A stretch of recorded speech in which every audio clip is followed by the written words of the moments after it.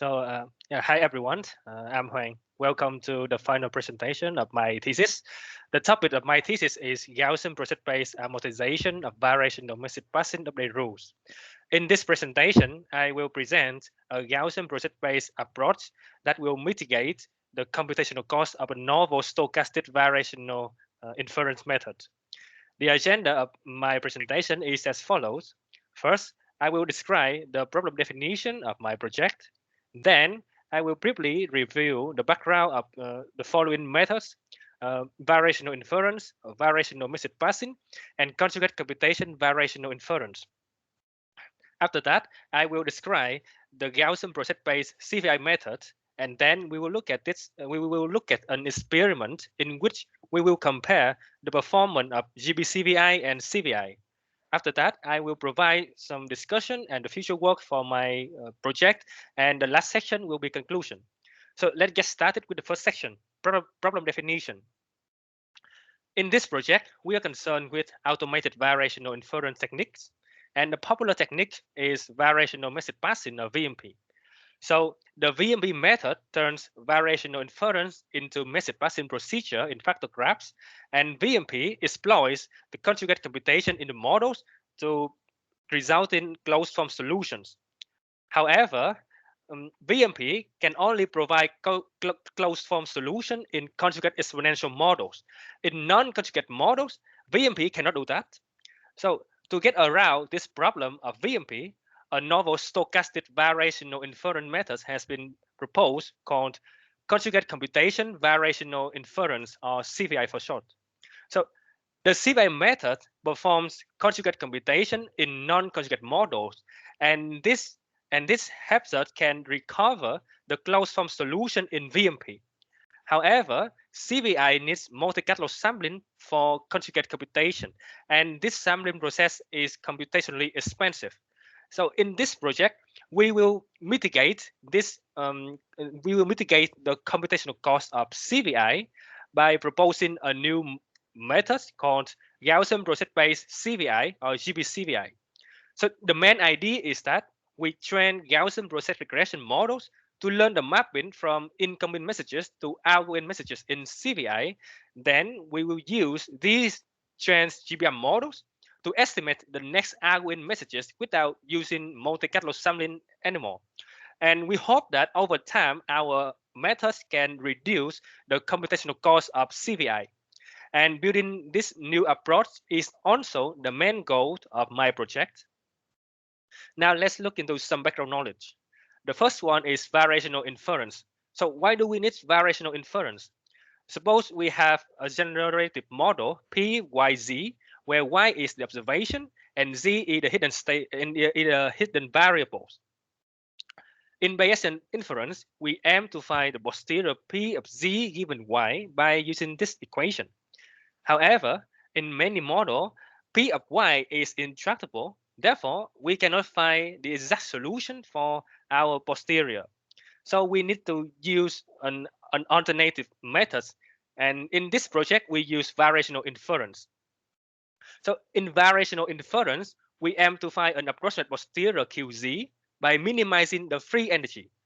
And we can facilitate the free energy computation by imposing a constraint on QZ, and a popular constraint is the mean field factorization, which dictates QZ to be fully factorized. So with this constraint, we can obtain this optimal solution for the factor QK in QZ. Note that this is not an analytical solution because we need other factor to compute QK. Therefore, we usually solve this equation by an iterative approach. The next method is variational message passing, or VMP. So VMP is the method that casts variational inference as message passing in factor graph. To see how VMP works, let's look at this factor graph and suppose now we want to update the factor QK. To do so, we first compute the forward and backward messages mu_zk by using the update rule in variational inference. Then we can update QK by multiplying these two messages together. We can facilitate our computation by specifying our model to be a conjugate exponential model. So if our model is conjugate exponential, then these two nodes fa and fb will belong to exponential family of distribution, and they are also conjugate to each other. With these two conditions, now our messages will have this exponential form like this, and as a result, we can update QK with a closed form solution right here. However, in non-conjugate model, FA and FB become a non-conjugate pair. So that means if we multiply these two messages, we cannot get a closed form solution for QK. So now we will use a novel stochastic variational inference method to recover this closed form solution. And that method is conjugate computation variational inference, or CVI for short. The CVI method is based on two assumptions. The first assumption is that we can split the model into conjugate and non-conjugate components.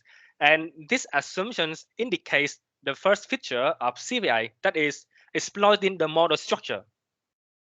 The second assumption is that QZ now belongs to a minimal exponential family of distribution. So this means there exists a one-to-one mapping from the natural parameter space lambda to the mean parameter space mu. The purpose of this mapping is to reparameterize the free energy from a function of lambda to a function of mu, and CVI will apply stochastic gradient descent on this new version of free energy to tune the natural parameter lambda in Q. And this technique is called stochastic mirror descent in mean parameter space. And by using this technique, CVI can turn the gradient step to Bayesian inference in conjugate models. And these are the two features of CVIs. Now let's look at how CVI can address non-conjugate message. Suppose that for the forward message, we can have this exponential form for music k. However, for the backward message, we assume it is intractable, or it may have exponential form, but the sufficient statistic vector is not UZK. So now CVI will approximate this message by a message MZK, and we will call this message the CVI message. Because the message M here is conjugate to the forward message, so it will have this exponential form. And our task now is to estimate this natural parameter vector eta. And we can estimate this vector by using this equation in CVI. And as a result, we can update QK with a closed form solution again. And this is the novel feature of CVI. However, in this equation, we need to use Monte Carlo sampling to estimate the gradient. And this sampling process is computationally expensive. Therefore, in this project, we use Gaussian process to reduce this computational cost of CVI. Now let's look at the Gaussian process-based CVI method. Recall this equation from CVI, and we know that in CVI, we need to perform many iterations to reach the conversion value at the M star here. However, in GBCVI, we use Gaussian process regression to directly predict this value. So we don't need any iteration, we don't need to use Monte Carlo at all. The Gaussian process in GBCVI is defined like this, where x is the input and it contains all the natural parameters of qk to qm. Eta mj here is the output, and it is the j component of the vector eta m. And the observation for this Gaussian process is the conversion value eta m star here. Kx prime here is the square exponential kernel. So now let's look at how GBCVI works. Consider a dynamical model PYZ with n observation y. First, we use CVI to compute the conversion value at the M star for the first N1 observation. Then we will collect this value to create a training set D for Gaussian process regression. Then we will train our GBR models with the training set D using gradient descent. After that, we can use these trained GBR models to predict the conversion value at the M star for the next observation, starting from the observation yn1 plus 1. And from now on, we use Monte Carlo sampling less often. Of course, this prediction of Gaussian process regression will come with uncertainty, and we use this information to update our Gaussian process regression models. Now let's look into the updating phase. In this phase, we need to set a threshold value for the uncertainty. And if the uncertainty is greater than the threshold, we will switch back to CVI to estimate the conversion value at the M star. And then we will add this new information into the training set D. Next, we will use our old GPR models with the new training set to predict the conversion value for the next observation. And if the uncertainty is greater than the threshold again, we will repeat step 4 and 5 until we have added a certain number of new data points. And if that is the case, then we will update our GPR models using stochastic gradient descent. And after that, we can use our updated GPR models to predict the next conversion value at the M star. And when the uncertainty is greater than the threshold again, we will repeat from step 4 to 7. And this is how GBCVI works. Now let's look at the experiment. In this experiment, we use Poisson linear dynamical system to learn the hidden state of a COVID-19 dataset, which is recorded by RIVM from June 1st, 2020 to June 13, 2021 in North Brabant province. And this is the visualization of the data. And it is the model of our experiment, where Y is the observation and ZT is the 2D hidden state. P of Z1 is a normal distribution, and it is our initial state. P of YT given ZT is a Poisson distribution, and it is our likelihood function. P of ZT given ZT minus 1 is a normal distribution, and it is our state transition. The value of A, B, and sigma are defined like this. And here is the factor graph for our model. The node FB represents the likelihood function, and the node FC here represents the state transition. And because in this model, the Poisson and the normal distribution are not conjugate, so in this factor graph, our CVI message will be this M message. And note that with this model specification, the natural parameter vector at the M of the CVI message M is a SID vector, and therefore in this experiment we need to define SID Gaussian process regression models for GBCVI. The inference task in this experiment is to find the state ZT given only observation Y, and we will do this by message passing procedure. And this is the result of the experiment. This figure shows the state ZT estimated by the CVI methods, which is the green line here, and GBCVI, which is the orange line. We can see that the two methods are nearly similar. However, CVI has a smaller free energy than GBCVI. Therefore, CVI has a better performance in terms of free energy minimization. On the other hand, GBCVI only needs around 82 seconds to finish the experiment. Meanwhile, CVI needs up to 124 seconds to finish this experiment. So GBCVI is faster than CVI.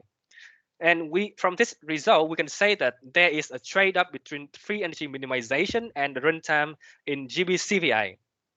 And why is that? In terms of free energy minimization, GBCVI has a worse performance because the prediction of GBR models in GBCVI is not perfect. Let's look at these three pictures. On the left-hand side here, this figure shows the first component at the M1 estimated by CVI and GBCVI in the time interval from t equal 225 to 240. In this figure, we see that there, yeah, there are some time steps that the two results match each other. However, let's say, for example, in this time step, there are huge difference between the two results, and when we can obtain this difference in this middle figure, we may we may think of because this prediction is different because the uncertainty in our prediction may be past the threshold, right? But let's look at this figure on the right hand side. This figure shows the uncertainty of GBCVI during this time interval. We see that although the uncertainty always below the threshold value, our GBR models cannot have a good prediction. So maybe a possible approach to reduce the free energy of in GBCVI is to maybe set a smaller threshold value for the uncertainty. On the other hand, GBCVI is faster than CVI. It is because CVI use multi-catalog sampling for all the time steps. However, GBCVI use Gaussian process regression for nearly 60% of the time.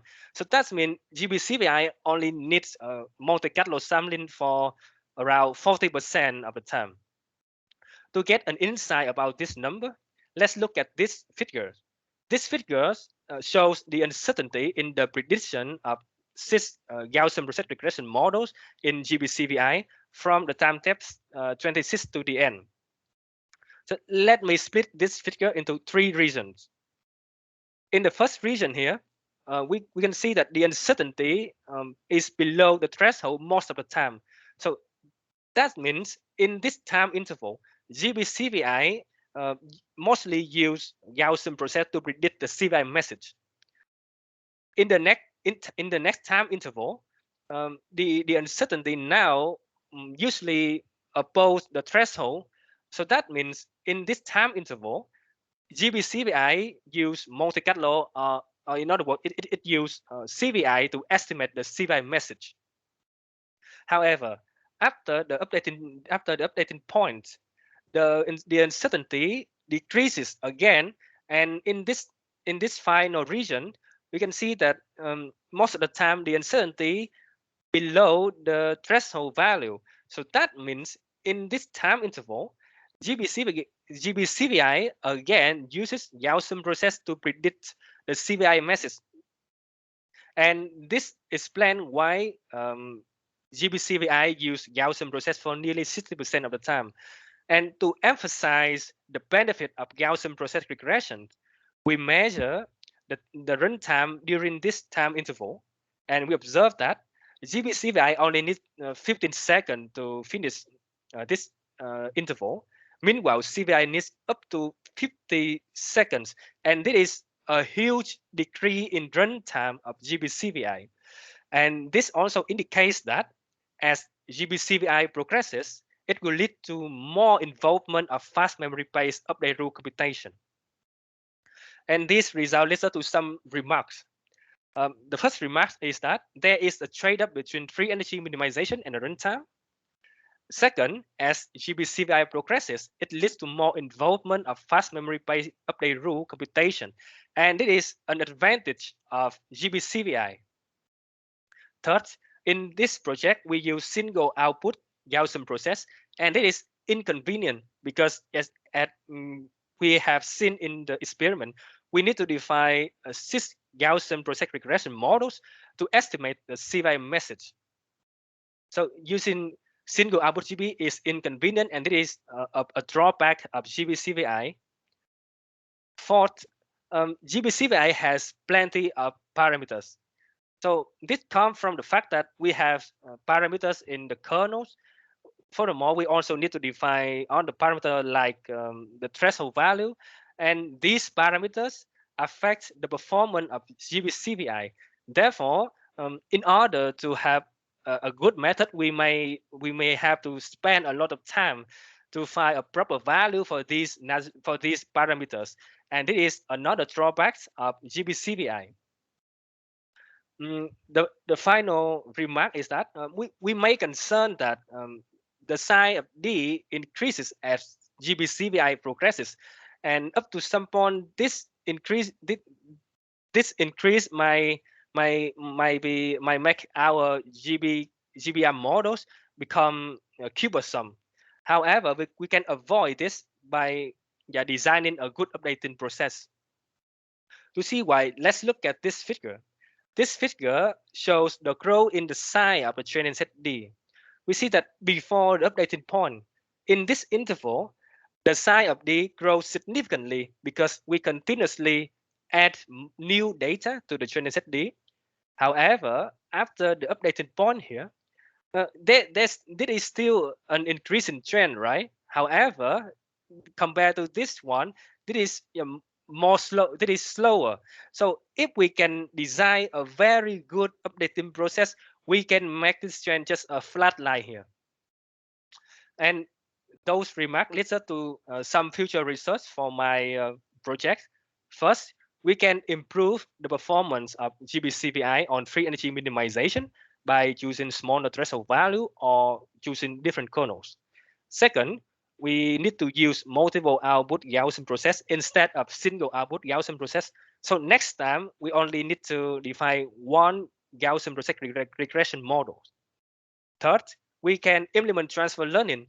So next time when we encounter a similar model, let's say a Poisson linear dynamical model, we don't need to spend too much time to find a proper value for our parameters again. We just reuse the parameters, and maybe we can use other technique to tune our parameters a bit. Fourth, we can improve the updating process of GBCVI.